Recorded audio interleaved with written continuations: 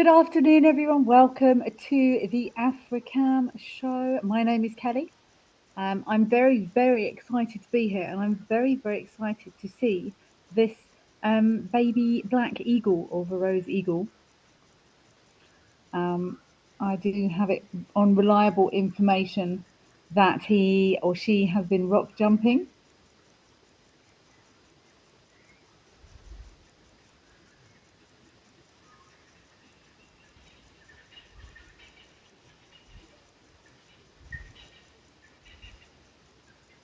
I'm watching to see what's going to happen here.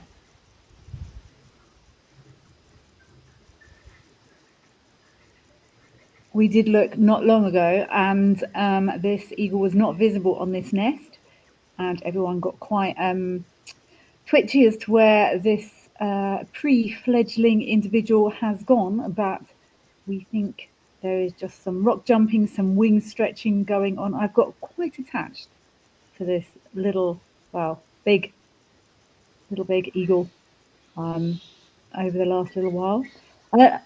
Apologies. Who else do we have joining us today? Jack DeBoer. Good morning from Chesapeake, Virginia. Hello, Jack DeBoer. Thank you very much for being here. MG Leopard Spots. Hello back to you. It's a pleasure to be here. Thank you for being here. I'm glad you are enjoying the show and all the comments. You've got ice water. I also have water. That was cooler than it was. It's warmed up significantly, as is the Lowveld at the moment. Seems we may have skipped the whole spring thing. Bridget McKinney. Hello, Bridget McKinney. How are you doing? I hope you are well. Dean NC, good morning from Seattle. You're ready with your coffee. Excellent way to start the day, Dean NC. Zygote, and namaste to you too, Zygote. Thank you very much for joining us. There's some disturbed Franklins going on there.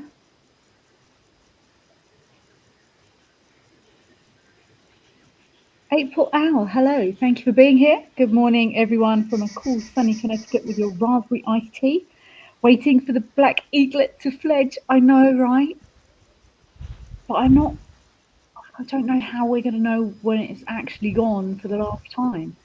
I have had fairly reliable information from researchers in the area saying they believe that their money, I think, is on the 17th of September. My money is on the 19th, the 15th of September for the final departure.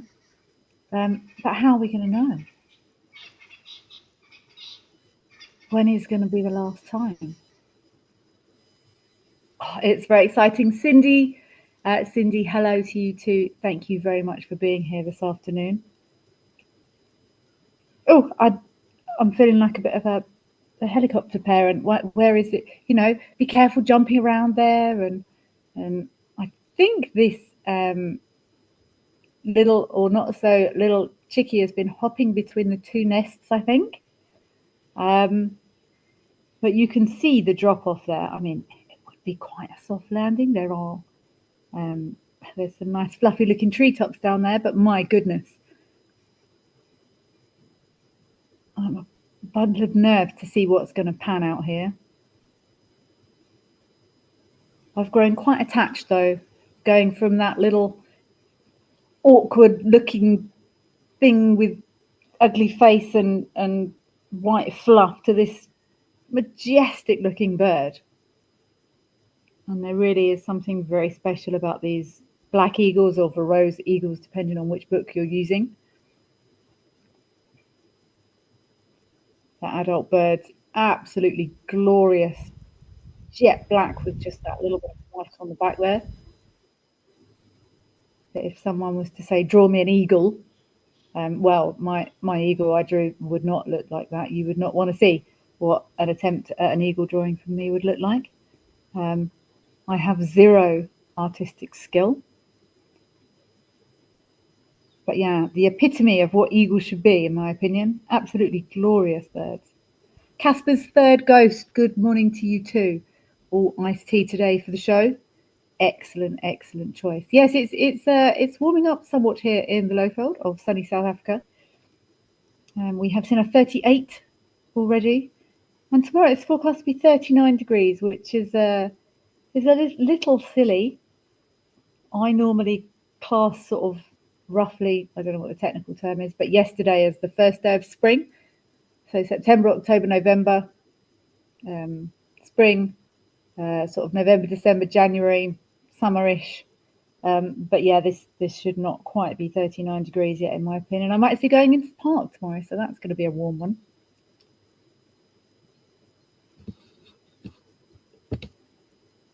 Okay, let's maybe. I'm really glad to see that this little eaglet has returned. I think we've got some zebra across there at Camelthorn. Let's go across and have a look at Camelthorn, but maybe we could keep half an eye on this little guy. If he, well, maybe I don't want to see actually. If he starts flapping and jumping around, it will make me nervous. So let's go across to Camelthorn, but maybe we can keep half an eye on what's happening here. Oh wow, that is a.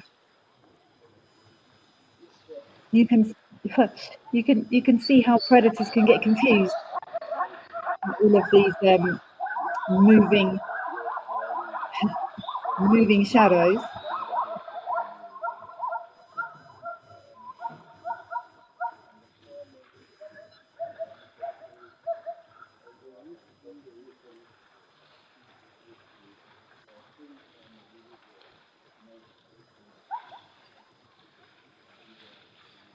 Oh, Karu, thank you.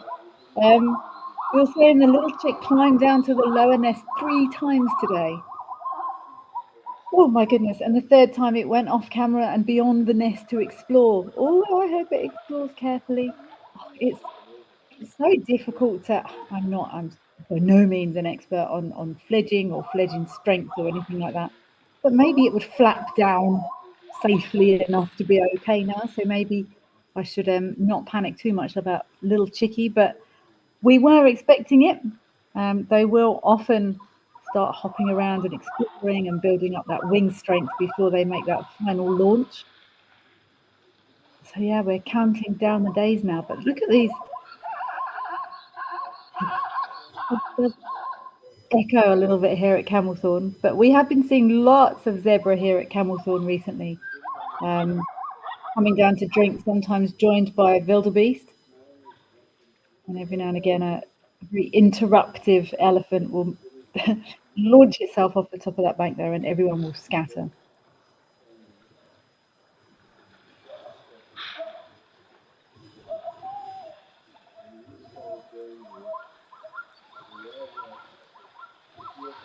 Seeing all these zebra in these sort of dry riverbeds, almost, what's the proper word for it? It's not canyon, but the calls of these zebra tend to echo. It really is quite an eerie sound, but it's good to see all these zebra here making use of this water supply. I think we might have some elephants and possibly some giraffe across at Aldonio. I would love to have a catch up there. I haven't been there for a while. I know we were seeing great diversities of. Oh, is this my little favourite elephant here? I've got a little favourite elephant we see here, and he always stands in the middle of the water. I mean, he's got the most. I think it is. He's got the most even tusks. Oh, and look who we've got here. Huh. That is fabulous. I haven't seen this boy for a while. I was focused so much on that little one in the middle. How could I miss that majestic beast there at the back? Hello, Mr. One Ton. It's been a while. Where have you been?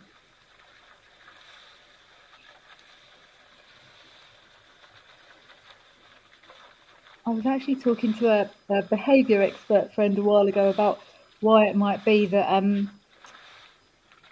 the smaller elephant always seems to stand in the middle. I've seen it a few times where this much smaller elephant has been stood in the middle and sort of almost surrounded by 6 or 8 of these big guys, almost like a ceremony or something. But it's good to see Mr. One Ton back. Wow.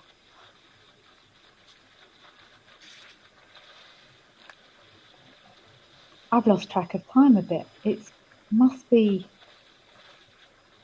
at least 6 weeks since I saw him here.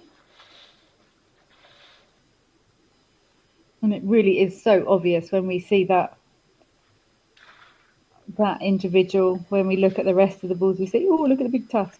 But yeah, this guy really is something else.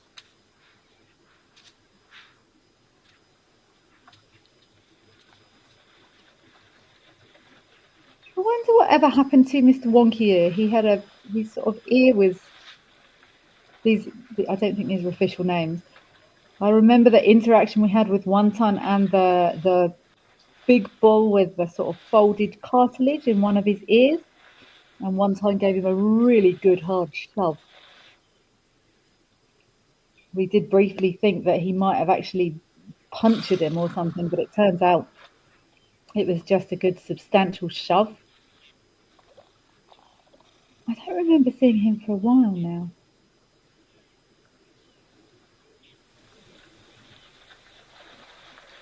Was that small one like touching One Ton's trunk? Or was that the camera angle?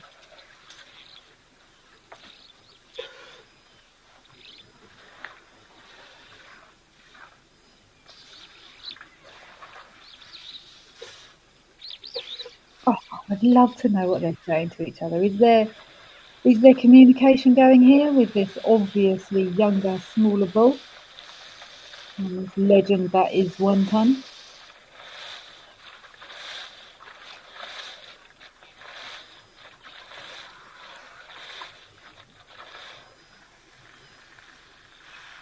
I think I personally have pretty much concluded that when we see these elephants standing at these pans, look, look, look, look, look.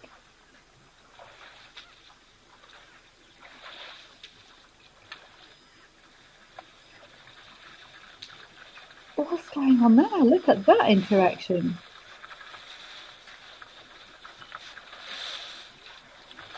That was cool. You see how that one big bull almost reached out his trunk and the younger one went forwards and interacted with him. Oh, I would love to know what's going on in their world. I personally have pretty much concluded that when they mess about with the water like that and they sort of pick it up and dribble it and squirt it, it's just they're just messing about. There is no other functionality that either I or anyone else has come up with. MG leopard spots, yes, I can also see a couple of oryx in the background there. I think one's standing and the other one's, I know there's a couple laying down there, maybe waiting their turn patiently. I would also be giving ample space to these giants while they drank their fill. But yeah, this, I'm sure it's just, look, God, I would love to know why is he the only one that stands in there?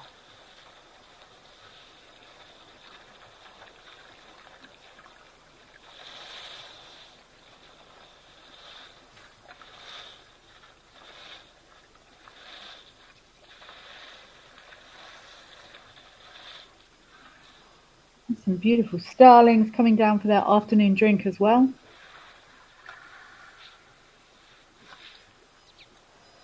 Couple of doves, but yeah, I'm not sure what the temperatures are here up at Aldonyo in Kenya, but it's certainly warming up here in the low veld, so I would maybe imagine that summer is coming across the continent.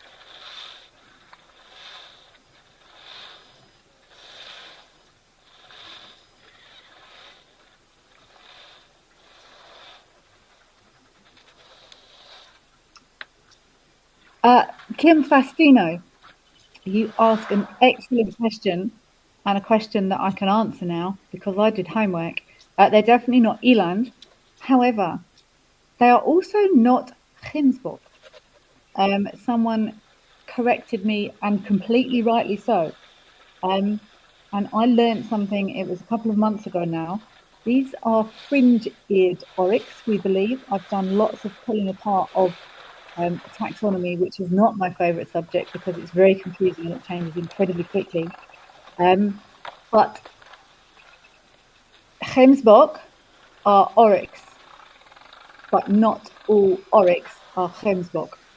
So these are East African oryx, and a gemsbok is a different type of oryx.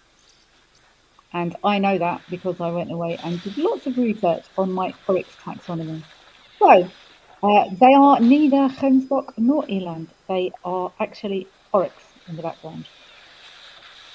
There's another sort of subspecies split of oryx. There's a East African oryx and a fringe-eared oryx that got a bit confusing. But I did learn they are definitely not gemsbok. Ooh, what's going on here? You're not considering taking on Mr. One Time, are you? Look at those tusks. They're actually quite almost freakishly out of proportion, and it looks like he's resting one of those on the floor.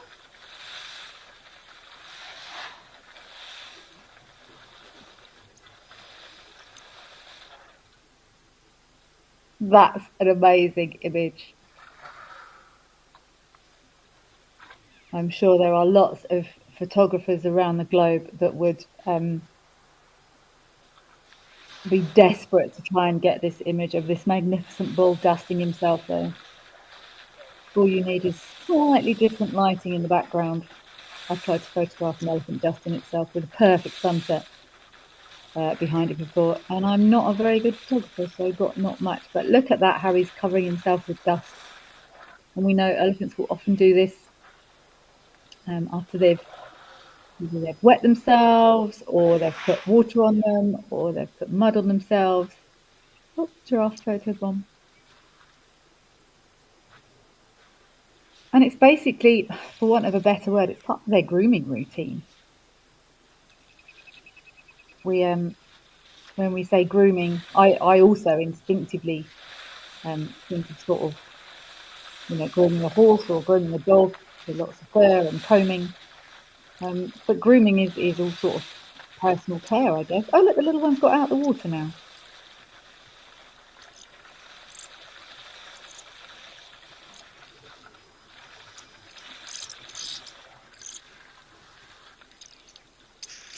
Well, I wonder why. Yeah, this is my little favourite elephant here. Look how perfectly even those tusks are. I would love to know why he's standing there and why he's just got out.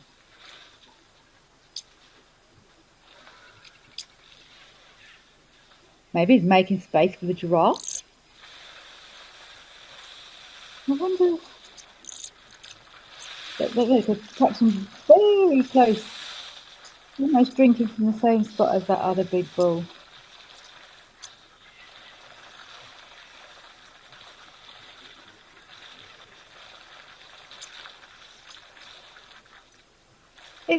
I find it such an interesting dynamic here, and also, Tembi, I find it quite unusual that all these bulls, and you can see the relationships they've got. My best knowledge of bulls is, they will sometimes hang out together, and sometimes a little bit far removed. But it seems to me like here at Aldonio and also at Tembi, there are bulls, males, with a sort of, I don't want to use the word friendship, but you know what I mean.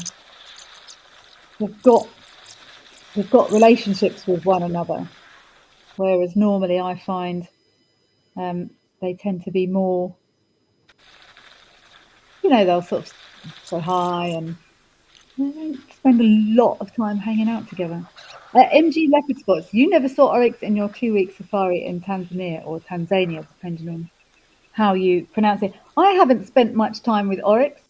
I suppose, like anything else, it's the luck of the draw. It's the time of the year. I think the most time I've ever spent, I spent a little bit of time up in the Kalahari, and I saw quite a few oryx up there, and also both Kalahari trips, just to different parts. But I haven't. They're incredible looking animals. They look like they've been designed by Picasso or someone.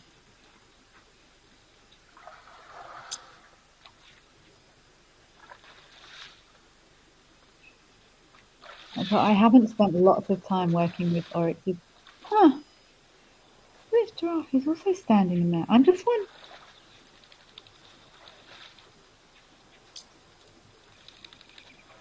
It almost looks like those elephants have given way to that giraffe.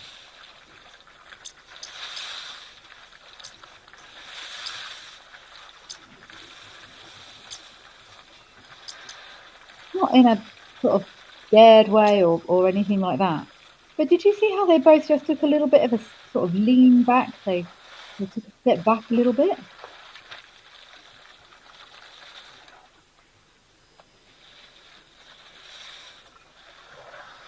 Also quite. I've spent lots of time watching this camera, but I find it fascinating how different behaviours and different species are in different locations. There is no way I would see a Kruger giraffe drinking this close to a Kruger elephant. It just wouldn't happen, I don't think, anyway.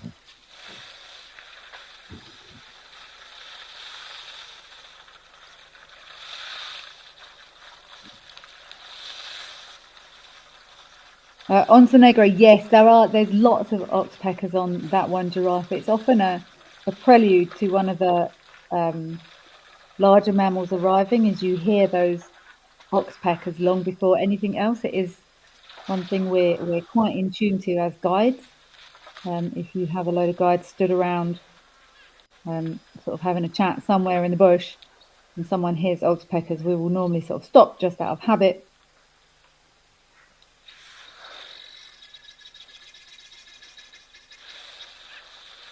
Also hear some guinea fowl, but yeah, lots of oxpeckers on these giraffes doing some good, and they will be taking the ticks off. They can also do a little bit of damage if any of these animals have got big wounds or something. They will sort of peck at any wounds, keep them open, possibly longer than they should. But as a rule, I would find them extremely annoying. I really struggle with like flies around the face type thing. So I would find them very annoying. But hey, everyone's got their role.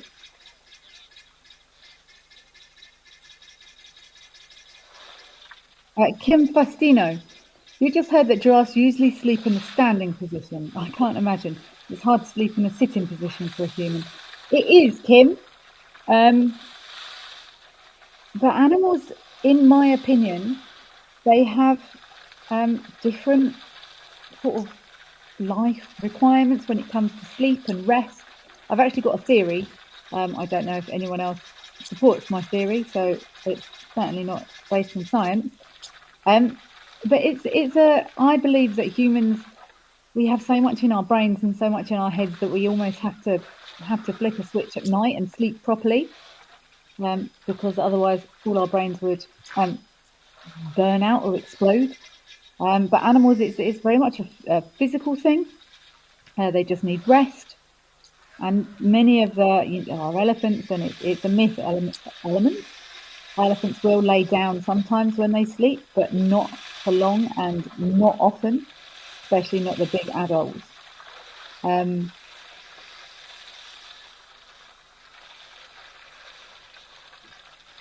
But they will snooze.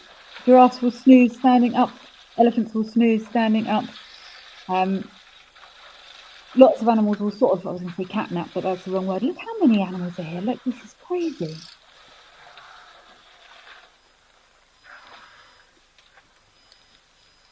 But yes, Kim, they will. It's like usually, I've actually got giraffe in my estate, and they do sort of lay down, often not flat, but often if I'm driving in the dark, I will see them sort of in the laying down position, not flat, heads up, bodies down. I'm talking about usually, but not impossible at all for them to have 40 winks. Gordon J, perfect day. Maasai giraffe and a super cluster together. Not bad, hey, Gordon J. And we've got our fringe-eared oryx.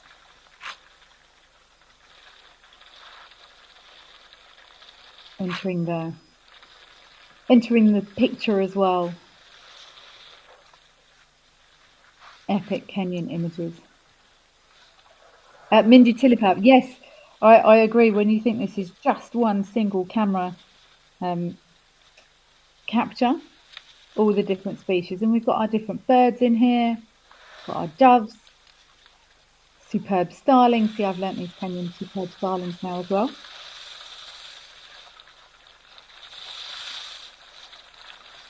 Those afternoon times, birds are coming down for a drink, everyone's coming down for a drink, and Mr. One-Ton there in the background, completing his daily ablutions. That is so nice to see. He really is a monster tusker. And what amazes me is those tusks, they're a little bit, they're not quite completely even, but they're pristine. They're not snapped, they're not damaged, they're not broken. Oh, and we've got some zebra as well. Absolutely fabulous. Yeah, they're not chipped, they're not broken. I'm sure over time he has got used to handling them. You don't want to swing too quickly if you've got a tree in the way or something like that.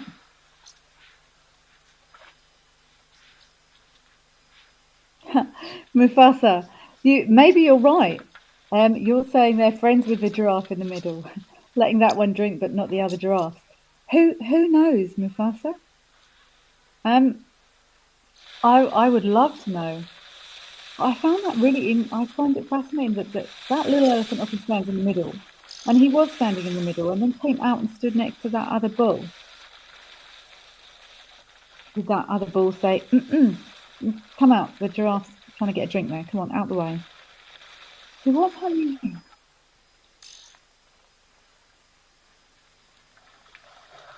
This big one-ton is a super relaxed elephant, hey?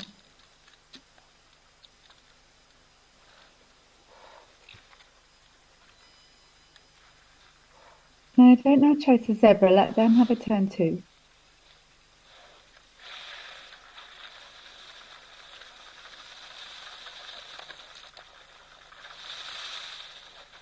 On Negro, you're saying sleeping standing up is being ready to leave from danger, perhaps. Lions sleep laying down. They're not wary. It could be something to do with that, but we do often see impalas will lay down, again, not flat. Not that many animals, but lots of baby animals do. I'm just trying to think what animals sort of lay and sleep flat, like adults. I think rhino do it, I guess, but they more often, they will also sort of lay down and then sometimes they rest their. I've actually seen many dust patches where you can see where rhinos have been snoozing with that flat lip, their chin on the floor. I'm just trying to rifle through my images in my head to see. I mean, even cheetah, when they rest on their side, but that head is very often up. Lions will sleep flat.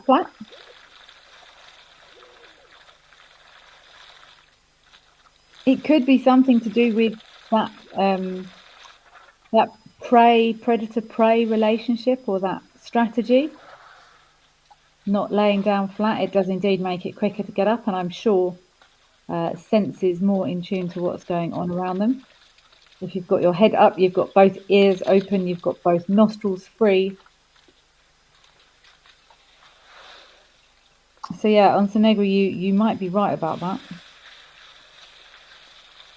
I can't think of many prey species or any prey species that would sleep laying down flat.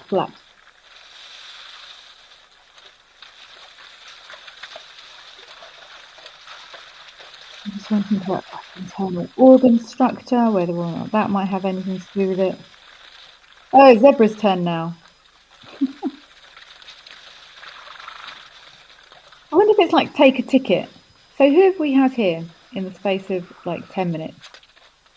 We've had elephants, different birds, oryx, zebra, giraffe. Wow. Busy here at Oldonyo in Kenya. This time of the afternoon is obviously a prime drinking slot. Let's head over to Moella. I wonder if our zebra I was going to say, I wonder if our zebra numbers are as high there. They're still pretty high. And these also look like some big oops, sorry, it's not the computer. Look like some big bull elephants in here. And it sounds like I can hear some more closer to the camera. Was that a kudu? There's kudu here as well. Yeah, that's a kudu walking through the middle there. It's just walking towards the back end of that elephant in the middle there. Montenegro, that's an absolute pleasure. Thank you for your input. One of my favourite things about this time is hearing from everyone that is watching. I always say it's not. I don't know. Oh, look, there's wildebeest as well there. Wow, multi-species cameras this afternoon. This is not my time by any stretch of the imagination. It's the cameras and gives us all an opportunity to try and work out what's happening, to come up with thoughts, and have discussions. This is teamwork makes the dream work, and I'm hugely appreciative for you all joining me and sending your thoughts through.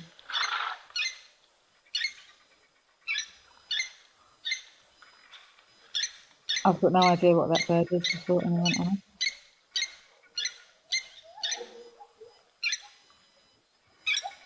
Sounds like a wolf bird or something. I'm not too sure. But yeah, definitely multi-species camera after this garden. Oh, it's a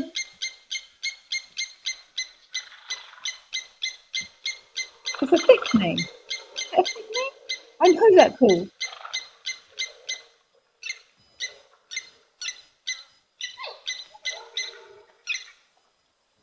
Black, that's it. Thank you, Kirsten. My brain was just going. My brain wouldn't connect then. Thank you very much, Kirsten. I do absolutely know that first one.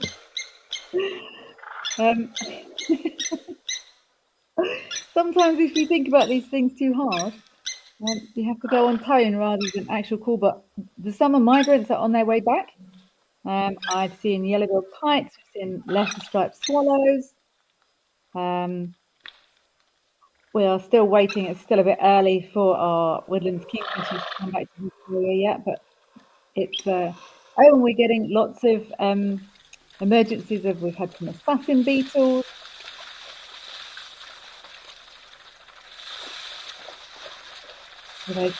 Just this one elephant.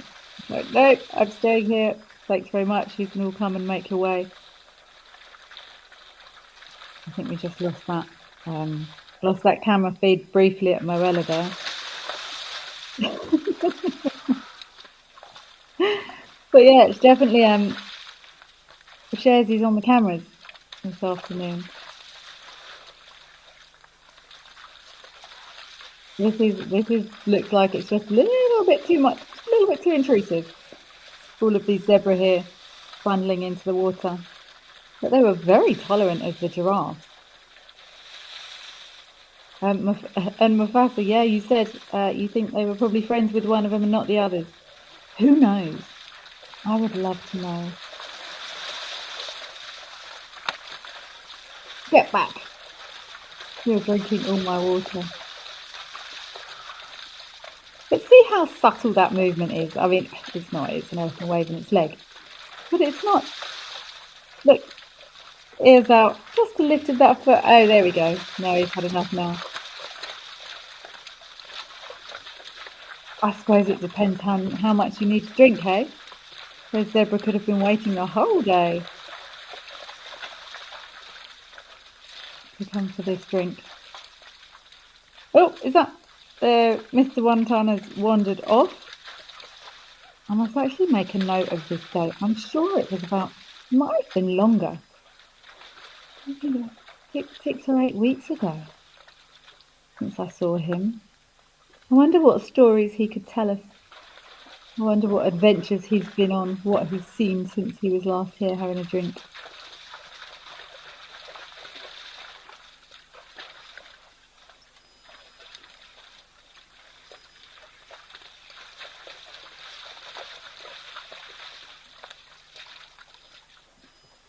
It does mystify, I suppose. What do I know? But it does mystify me as to why all these animals would walk around and splash in here when they need to drink out of it. Surely it's churning up sediment and mud and things from the bottom of the pan there.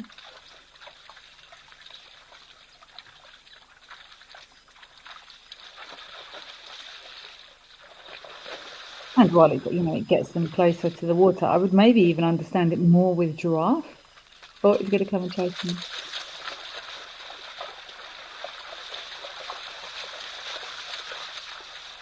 Get out of my pan.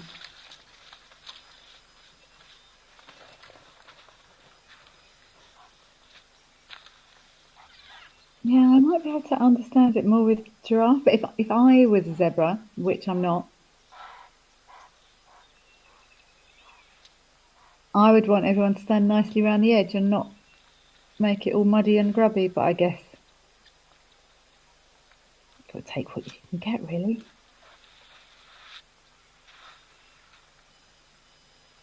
I see you would look at oh, can the tip off his right tusk?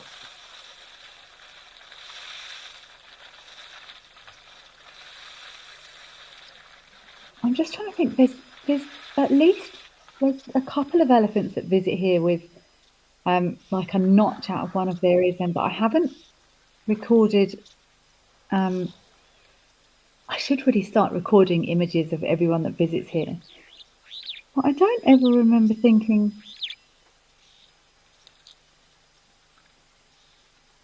that's definitely damaged. That tusk that's on our leg.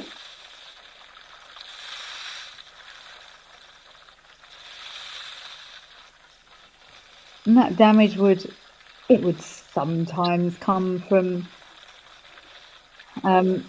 needing to lift a log to get food underneath, or actually using it as a tool, but probably not super often, because it would be really foolish if it would be like us pushing something so hard that it damaged our limbs, sort of thing.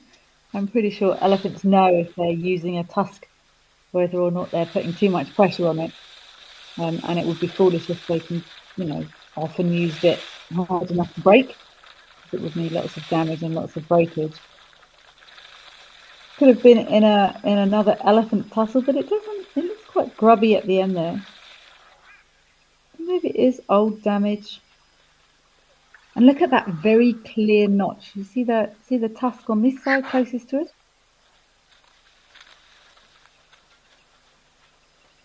Who's he giving that look to? That's where he's been using it on vegetation, or using it to strip bark so frequently that it's actually worn away that ivory there at the tip.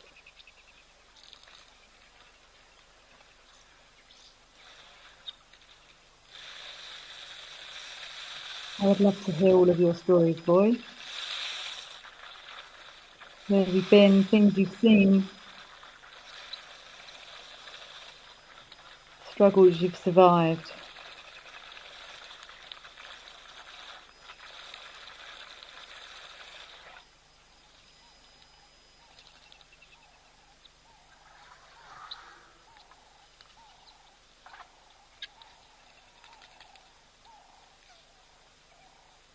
Oh, so peaceful this time of day.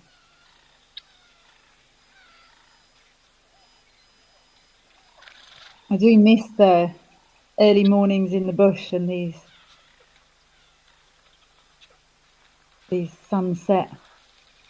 quiet sunset moments.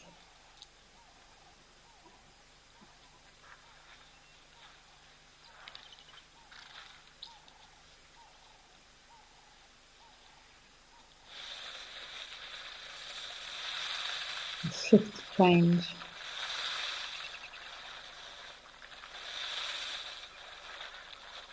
Okay. Day shift starts, and then we have the daytime, and then the night shift slowly starts to take over.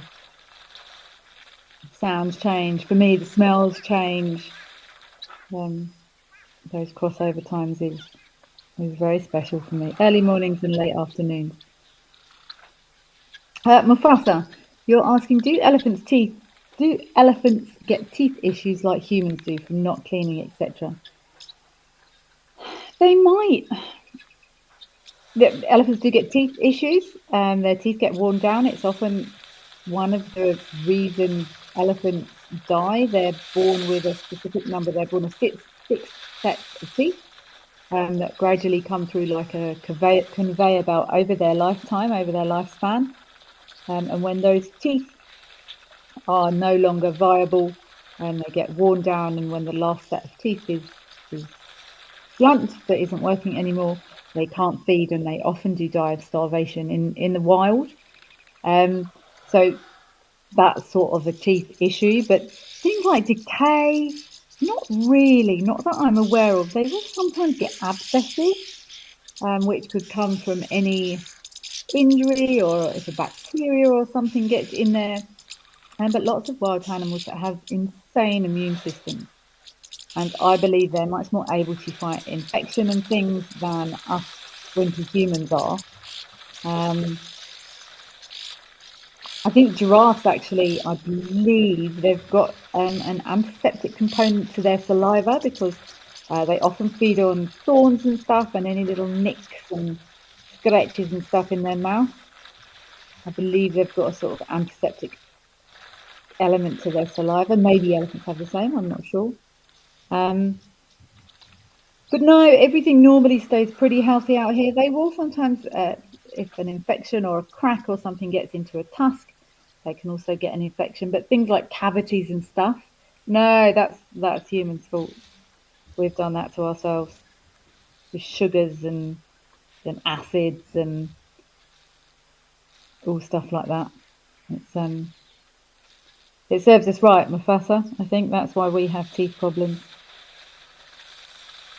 The elephants, it's a massive teeth problem that when they finish, they can't feed anymore.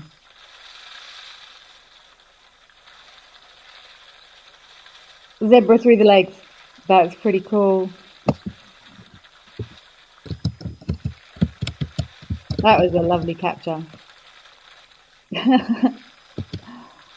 Zebra through the legs of the drinking giraffe. I would love to quickly head back to nature's little chicklet. I don't think chicklet's the right word. I'm pretty sure this youngster will be settling down here for the evening. I think. I don't know. Maybe we should continue to watch throughout the night. I'll find out what's happening. I'd be interested to see how often that adult bird is coming back now. I'm sure they're probably not coming as often, building that independence as is so necessary before these birds fledge. But it's very exciting to see that this young one has made it to this stage anyway, and hopefully will soon be flying the nest. And with any luck, maybe we can follow their progress in and around the local area, because the researchers here do fantastic work with these birds. And we've been so fortunate to be a part of this journey. But it's time. Thank you everyone for joining us this afternoon. It's been an absolute pleasure. Always delightful to see who is out here and what everyone is thinking. But thanks very much for joining. It's been a pleasure. Stay safe out there, and I hope to see you again soon. All the best. Bye-bye.